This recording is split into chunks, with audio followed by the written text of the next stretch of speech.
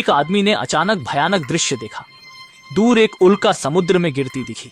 यह देखने के लिए कि क्या है, वह जल्दी से नाव के ऊपर चढ़ गया, लेकिन संभलने से पहले एक और उल्का गिरी, पहले से भी तेज गति से। हालांकि वह नहीं जानता क्या हुआ, पर समझ गया कि आपदा आने वाली है। उसने जल्दी से नाव चलाई, परिवार को बचाने की कोशिश की, पर इंजन ने धोखा दिया। बियरिंग्स टूट गईं और एक और ज्वाला नाव की ओर आ रही थी। नाव नहीं गिरी, वे बच गए।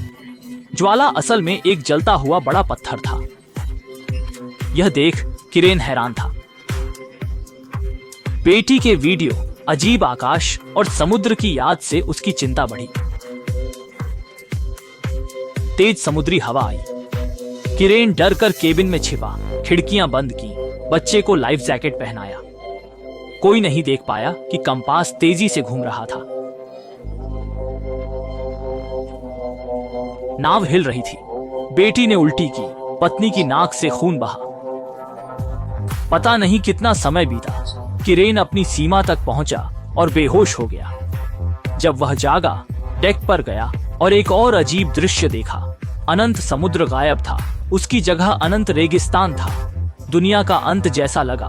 किरेन स्तब्ध रह गया। सावधान होकर उसने कंपास निकाला और पाया कि दिशा बिल्कुल उल्टी हो गई थी।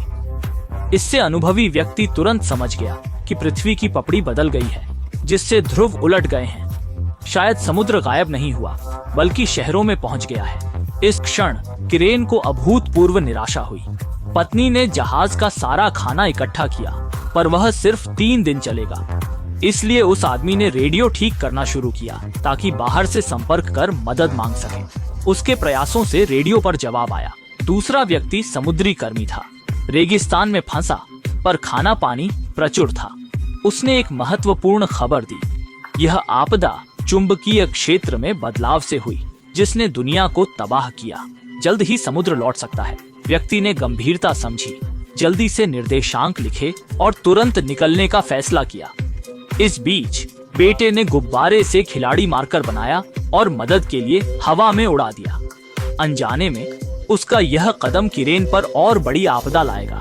सामान पैक करते समय एक आदमी और कुत्ता आए।